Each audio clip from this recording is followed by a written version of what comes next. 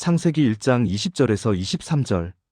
오늘 본문은 천지창조 사역의 다섯째 날로서 바다와 강이나 호수에 사는 온갖 물고기들과 하늘을 나는 모든 새가 만들어지는 내용입니다. 각 날별 천지창조 사역 기사 중에서도 이 다섯째 날의 기사는 가장 역동성이 넘치는 것으로 평가되고 있습니다. 큰 강과 바다는 물론이고 작은 연못과 개울도 온갖 물고기들로 채우시고 푸른 하늘도 숱한 새들로 약동하게 하신 이 다섯째 날의 사역은 하나님이 당신이 지으신 세상에 무한히 주시고자 하셨던 풍요로움과 기쁨과 생명력 등을 가장 선명하게 보여주고 있습니다. 실로 하나님은 모든 창조 대상, 곧 피조물들의 기능적 완벽성뿐만 아니라 그 미적 완성도까지 배려하셨던 것입니다.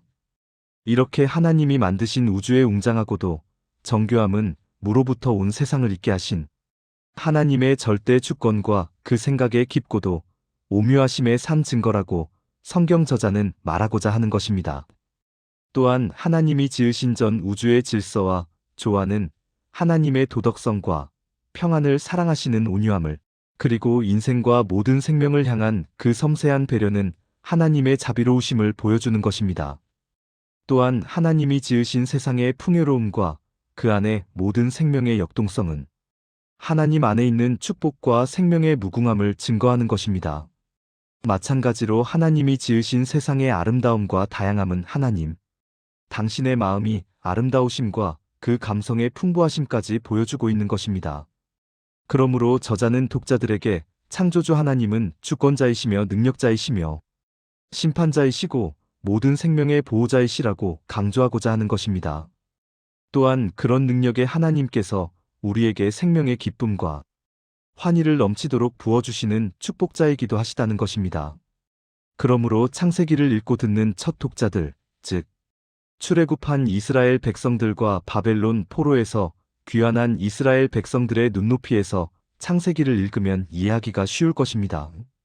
1장 20절 하나님이 이르시되 물들은 생물을 번성하게 하라 땅 위 하늘의 궁창에는 새가 나르라 하시고 본문에서 번성하게란 히브리어 단어의 뜻은 득실거리다, 가득하다는 등의 뜻도 지니는 쇠라치의 미완료형이라고 합니다.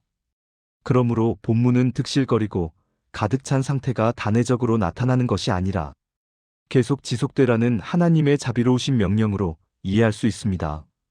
즉 하나님께서는 수중 생물을 창조하시되 우글거린다고 표현할 수 있을 정도로 풍성하게 창조하셨으며 또한 이러한 상태가 계속 지속되게 하셨다는 것입니다. 그러므로 이런 생물을 잘 관리하는 것 또한 오늘날 우리들의 몫일 것입니다. 또한 본문에서 새는 단순히 새뿐만 아니라 곤충까지 포함하는 모든 날짐승을 가리킵니다. 또한 나르라란 단어의 의미는 계속 날개짓하며 하늘을 날아다니라는 의미라고 합니다. 이는 물속을 가득 채우고 아름답게 노니는 물고기와 마찬가지로 하늘을 뒤덮고 춤추듯이 날아다니는 날짐승이 그 개체수가 많을 뿐 아니라 매우 아름다운 모습으로 날아다니고 있음을 잘 묘사하고 있는 것입니다. 1장 21절 하나님이 큰 바다짐승들과 물에서 번성하여 움직이는 모든 생물을 그 종류대로 날개 있는 모든 새를 그 종류대로 창조하시니 하나님이 보시기에 좋았더라 본문에서 말하는 큰 바다짐승은 단순히 크다라는 뜻뿐 아니라 강하다, 존귀하다라는 포괄적인 뜻을 지니고 있다고 합니다. 그러므로 이 짐승들은 몸집이 크고 힘이 강한 동물 즉 고래, 상어, 악어 등을 가리키는 듯합니다. 본문은 고대 근동의 여러 족속이 존귀하다고 생각하여 신으로 숭배하였던 힘이 강하고 큰 동물들까지 모두 하나님의 창조물임을 밝힘으로써 우상 숭배의 부질없음을 암시하고 있는 것입니다. 이스라엘 백성들이 400년 동안 종살이를 해온 이집트에서는 온갖 종류의 신들이 있었다고 합니다.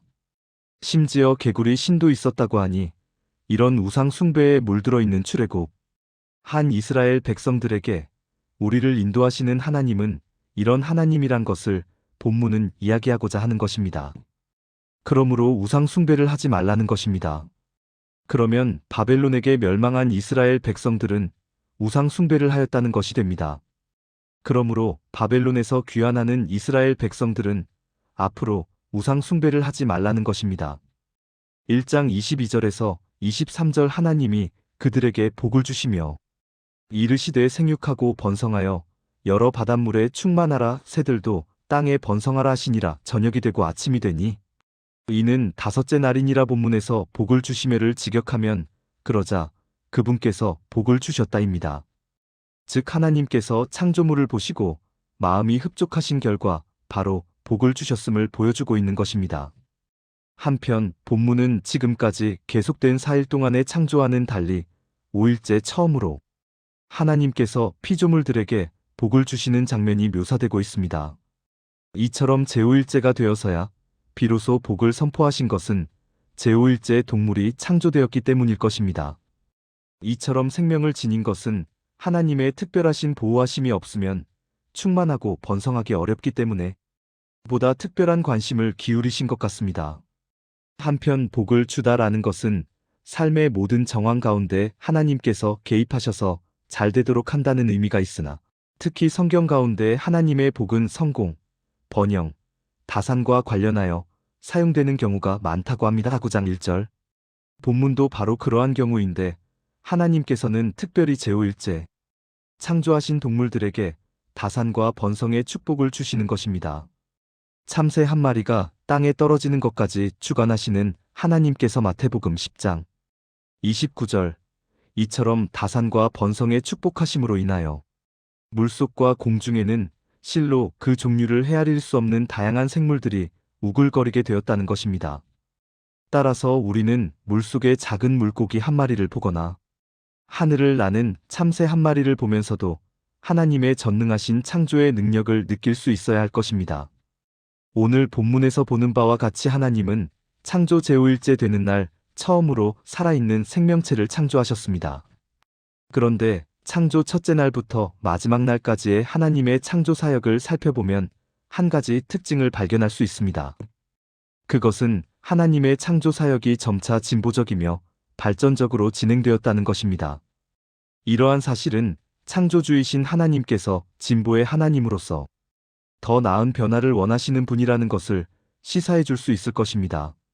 물론 하나님의 완성된 창조 사역은 그 자체로 완전하였기에 거기에 어떤 변화나 발전이 요구되는 것은 아닙니다.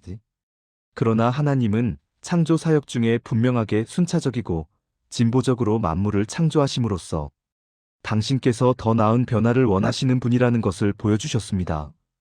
그러므로 그리스도를 믿음으로 말미암아 하나님의 자녀가 된 성도들은 하나님의 성품을 본받아 항상 그리스도 안에서 자람으로써 더 나은 변화를 이루어야 할 것입니다. 이것을 성화의 과정이라고 할 수 있을 것입니다. 이 시간 내 성화의 과정은 어떠한지 한번 생각해보는 시간이 되었으면 합니다.